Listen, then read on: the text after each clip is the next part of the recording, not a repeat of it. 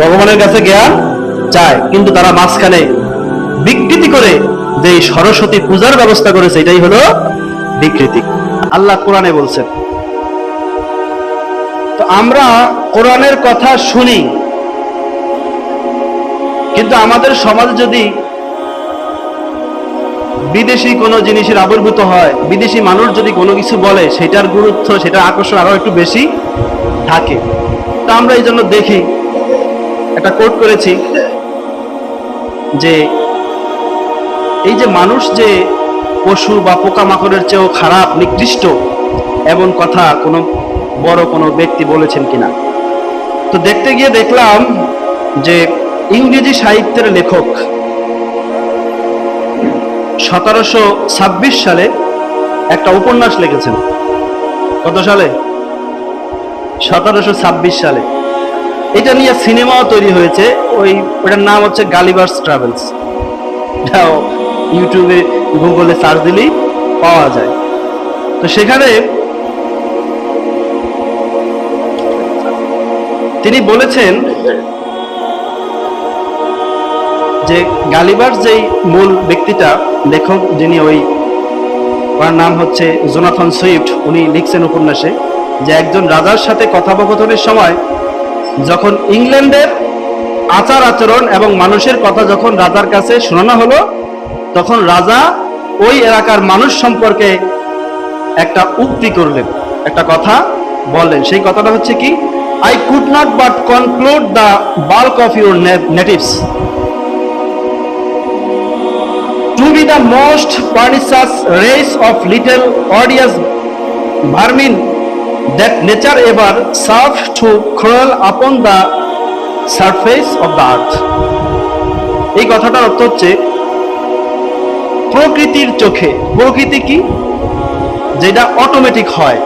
প্রকৃতি বলতে যে জিনিসটার পিছনে মানুষের কোনো হাত পাও নাই, মানুষের কোনো ক্ষমতা নাই, এটার নাম হচ্ছে প্রকৃতি। তো এই প্রকৃতি তো কার দান? আল্লাহর দান। তো বলতেছে কে? একজন লেখক বলতেছে। এই লেখক কি? অবশ্যই খ্রিস্টান, অবশ্যই খ্রিস্টান। তো উনি বলতেছে যে প্রকৃতির চোখে পৃথিবীর বুকে হামাগুড়ি দিয়ে বিরাজ করতে দেয়া সবচেয়ে ক্ষতিকর ক্ষুদ্র ঘৃণ্য প্রাণীর নাম হচ্ছে মানুষ। কথাটা কি বুঝে আসছে? যে সবচেয়ে ঘৃণিত, ক্ষুদ্রতম, খারাপ, সবচেয়ে ক্ষতিকর যে প্রাণী, এই প্রাণী হচ্ছে মানুষ। তাহলে আল্লাহ তাআলা যে কোরআনে বললেন, আসমানি কিতাবের উপরে কোনো কথা থাকে? কথা থাকে না। তারপরে যারা মডার্ন, তারা যখন আরো কিছু জানতে চায়, যারা কোরআনের প্রতি অগাধ বিশ্বাস আনতে পারে না, তাদের জন্য এই কথাটাও কি আছে যে তাদের গুরু, তাদের সাহিত্যের লেখক, তারাও কিন্তু মানুষকে বলছে ক্ষতিকারক, সবচেয়ে ক্ষতিকারক পোকামাকড়। ওই গল্পের মধ্যে, ওই লেখার মধ্যে আরো একটা গুরুত্বপূর্ণ কথা আছে, যেই কথাটা আমরা একটু আগে বলেছিলাম যে আইন এবং আইনের বিচার মানুষকে অন্যায় থেকে বিরত রাখতে সক্ষম হয় নাই। তো সে এই গালিভার্স ট্রাভেলস এর মধ্যে এই কথাটাও আছে যে laws are the best exploited, interpret and applied by those whose interest confounding and erring them. এই কথার মানে কি? এই কথার মানে হচ্ছে যে যেই সমস্ত মানুষের পেশা, যেই সমস্ত মানুষের নেশা আইনের ফাঁক ফোকর খোঁজে, ওদের পেশাই হইল কি? আইনের ফাঁক খোঁজে। কোন জায়গায় কি আছে? ফাঁক আছে। আইনের ফাঁক খোঁজে এবং আইন তারাই আগে ভঙ্গ করে। আইন একটা জিনিস তারা তৈরি করেছে, তাদের স্বার্থের জন্যই তৈরি করেছে, কিন্তু তাদের স্বার্থের জন্য আইন তৈরি করার পরেও তারা সব সময় কি খোঁজে? আইনের ফাঁক ফোকর খোঁজে, যে কিভাবে জালেমকে উদ্ধার করা যায়, কিভাবে যে বড় শ্রেণী, উচ্চ শ্রেণী, যার টাকার সম্পদ আছে, যার সম্পদের বাহার, তাকে কিভাবে আইনের ফাঁক দিয়ে বের করে আনা যায়, এই চিন্তা তারা সবসময় রত থাকে। তাহলে আইন কি সাধারণ মানুষের জন্য না উচ্চ শ্রেণীর জন্য? আইন সবার জন্য, কিন্তু আইনের আমাদের সমাজে যে প্রয়োগ আছে এটা কি সাধারণ মানুষের জন্য আছে? নাই। এই কথাটাই ওখানে বলা হয়েছে। তাহলে আমরা এখানে সিদ্ধান্ত নিতে পারি যে আল্লাহর ভয় ছাড়া, ইসলামের আইন মানা ছাড়া পৃথিবীর বুকে শান্তি শৃঙ্খলা ফিরিয়ে দিতে আর কেউ পারবে? পারবে না। তাহলে আমরা কি করছি? আমরা কি আল্লাহর আইনের প্রতি অনুগত হয়েছি? আত্মসমর্পণ করেছি? আত্মসমর্পণ করি নাই। তাহলে দেখেন, এই কথাটা উনি 1726 সালে বলছে ওই লোক, এই আইনের বিষয়ে। কোথার লোক? যেখানে আইন জন্ম হয়েছে, ইংল্যান্ড, ওই জায়গার লোক। ওই জায়গার লোকই বলেছে, এবং ব্যঙ্গাত্মক ভাবে বলছে, হাসি রসি করে বলেছে যে আইনের তো এই অবস্থা। তাহলে সেইখানে আমাদের দেশে যারা আইন তৈরি করে, তারা এখন পর্যন্ত যত আইন তৈরি করেছে নিজেদের স্বার্থ ছাড়া জনগণের স্বার্থে কোনো আইন কি তৈরি করেছে? করে নাই। আর আমাদের সমাজে যারা জ্ঞানী গুণী মানুষ, যারা নিজেদেরকে আমরা আলেম দাবি করি, বা আমরা যাদেরকে আলেম হিসেবে চিনি, তারা কি সমাজে শান্তি প্রতিষ্ঠার জন্য, আইনকে প্রতিষ্ঠার জন্য, কোরআনকে প্রতিষ্ঠা করার জন্য যেইভাবে কাজ করা দরকার সবাই কি সেইভাবে কাজ করতে পারছে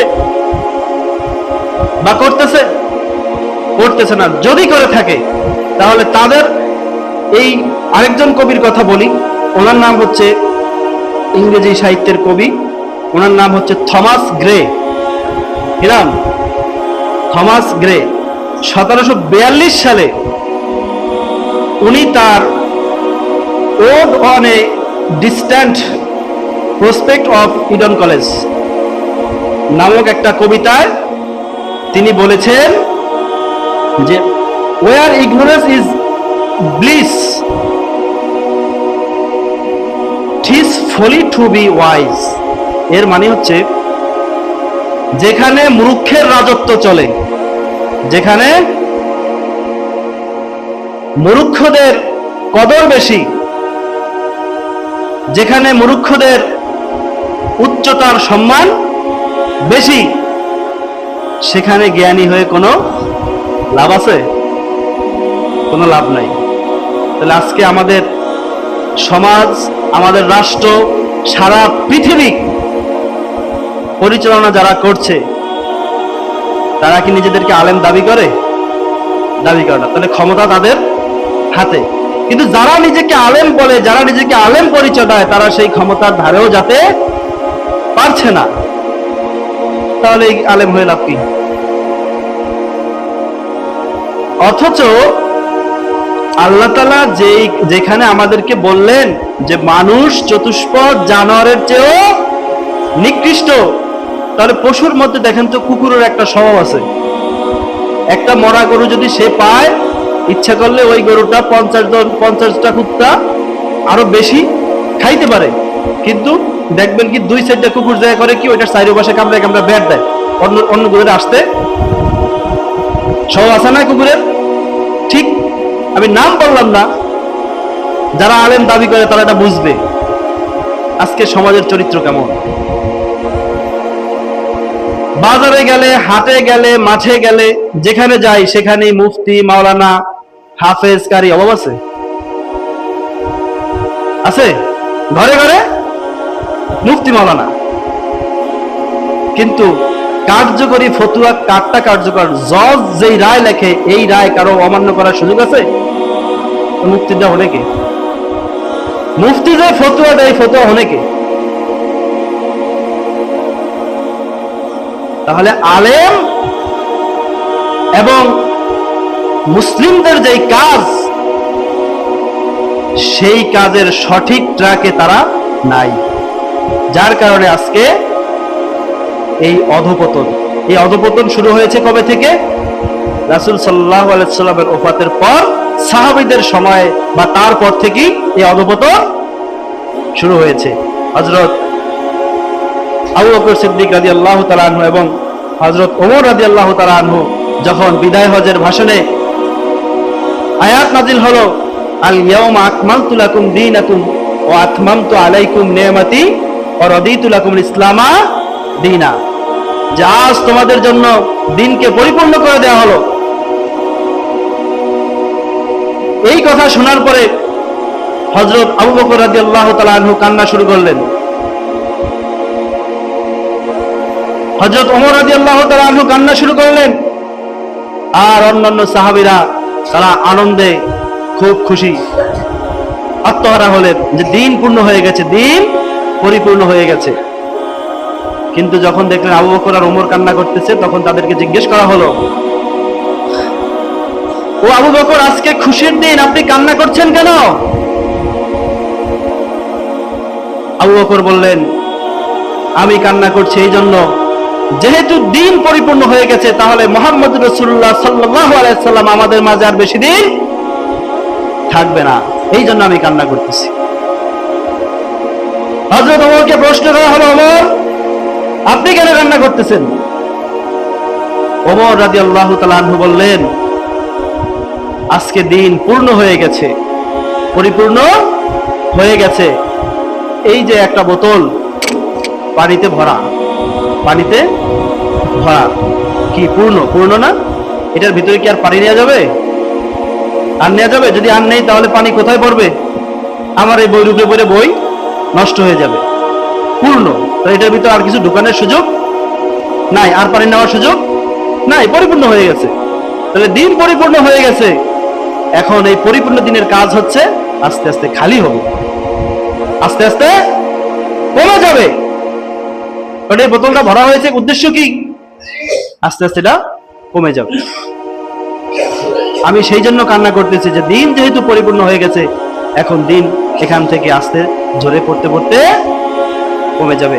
আজকে রাসূল সাল্লাল্লাহু আলাইহি সাল্লামের ওফাতের এই 1450 থেকে 1500 বছর পরে এসে আমরা সেই বাস্তবতা দেখতে পাচ্ছি যে আমাদের মধ্যে দিনের ছিটাপাটাও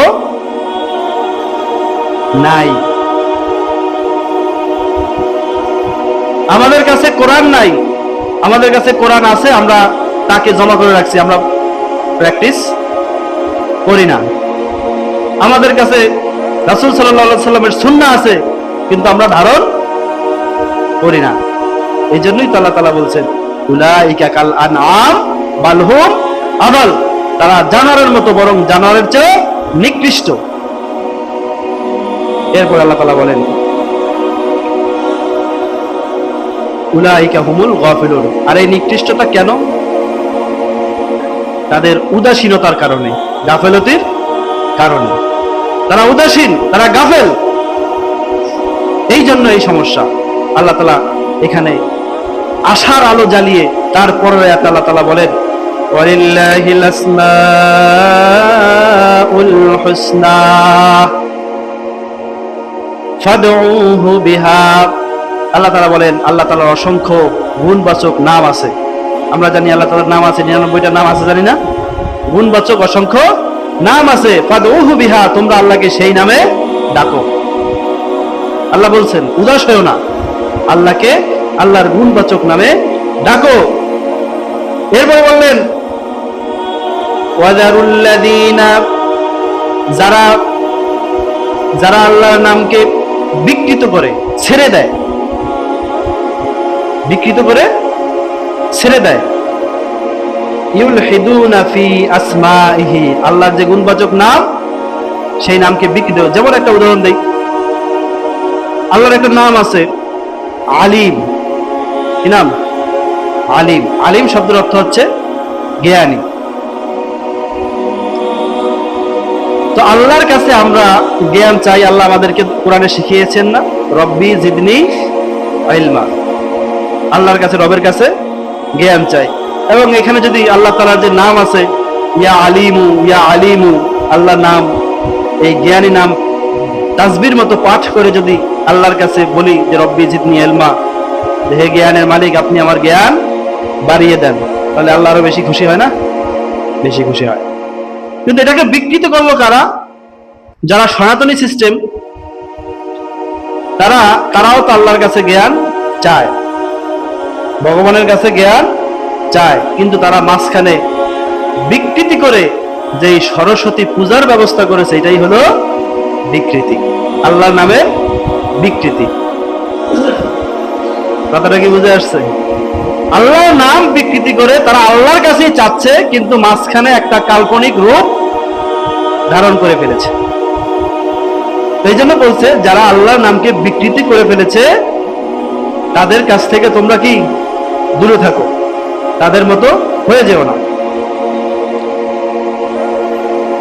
সায়ুজঝাউনা মা কানু ইয়ামালুন, হ্যাঁ, কারণ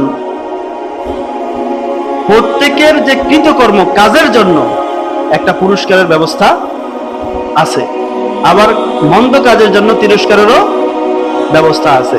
এই জন্য বিবেকের তাড়নায় মানুষ কখনো ভালো পথে পরিচালনা হতে পারে না, দু চারজন ছাড়া। আইনের শাস্তি, আইনের প্রয়োগের মাধ্যমে মানুষকে সঠিক পথে ফিরিয়ে আনা খুবই দুষ্কর, প্রায় অসম্ভব বলে আমরা দেখতে পাচ্ছি। শুধুমাত্র আল্লাহ তাআলার ভয়, পুরস্কারের আশা এবং জাহান্নামের ভয়, এটাই একমাত্র মানুষকে ভালো পথে পরিচালনা করতে পারে। সুতরাং আমরা আল্লাহর কাছে দোয়া করব এবং আমাদের কলব দিয়ে বোঝার চেষ্টা করব, অনুধাবন করার চেষ্টা করব যে একজন মানুষ হিসাবে আল্লাহ তাআলা আমাকে কি কর্ম করার জন্য পৃথিবীতে পাঠিয়েছেন। আল্লাহ তাআলা আমাদের সবাইকে বোঝার, দেখার এবং শ্রবণ করার তৌফিক দান করুন। ওয়া আখিরু দাওয়ানা আলহামদুলিল্লাহি রাব্বিল আলামিন।